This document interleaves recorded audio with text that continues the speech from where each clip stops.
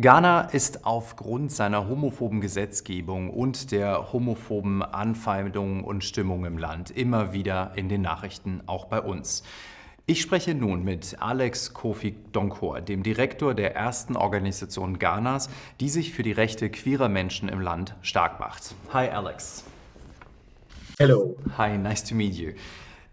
Since the founding of the organization you work for in 2019, you have been the director of the LGBT plus Rights Ghana. That's the name of the organization. What are your duties in that position?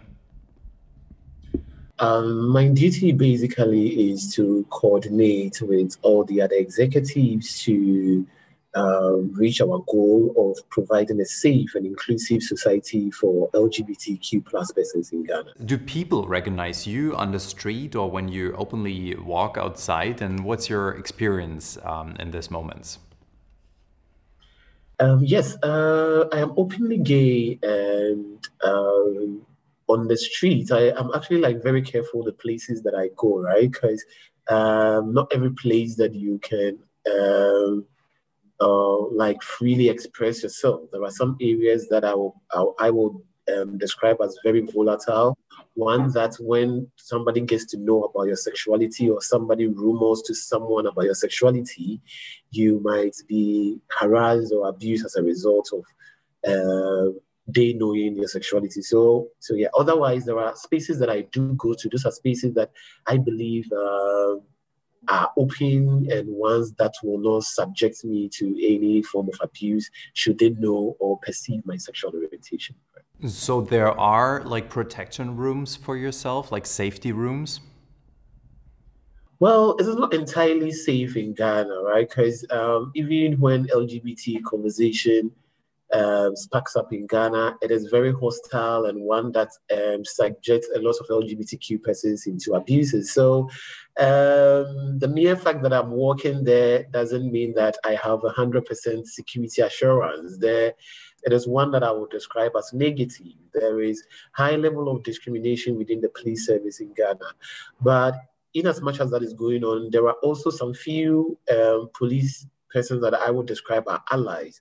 So those are the people that in our organizations we deal or work with directly. So if any LGBTQ persons face any form of abuse, those are the police officers that we channel the complaints and then the challenges to, because they understand LGBTQ issues. And in terms of discrimination, it is a little less with those allies as compared to the general police service in Ghana. With those spaces, there is high levels of abuse on that level, and they might not even pursue your case, even if you take it there as a result of your sexual orientation or your gender identity. We are looking at them from the president to the president made a comment that not under his tenure is there going to be any LGBT marriage, right?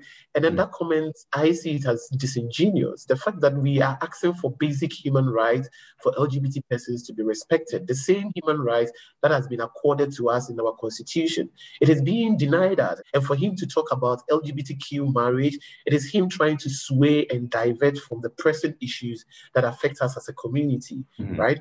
And then in the same light, we have about 30 parliamentary MPs in Ghana who are also calling for a private member bill that further criminalize LGBTQ persons' actions of bullying and silencing us.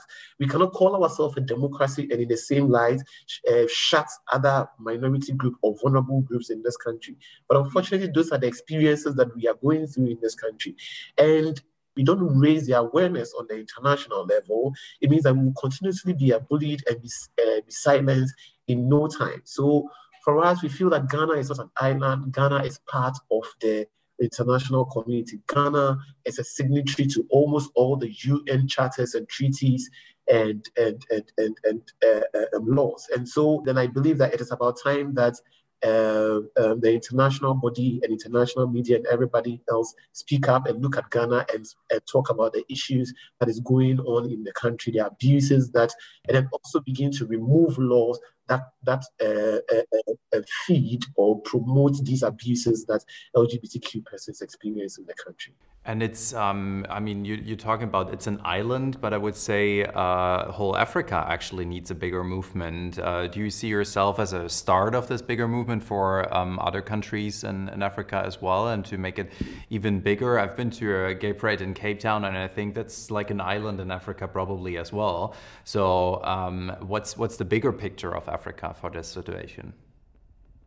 Yes, I believe that as Africans, we owe it to ourselves to do better to all manner of persons within the country, within the continent. And these can only happen if we begin to accept and embrace diversity, because Africa is actually diverse. There is no one thing in Africa that you would say is static.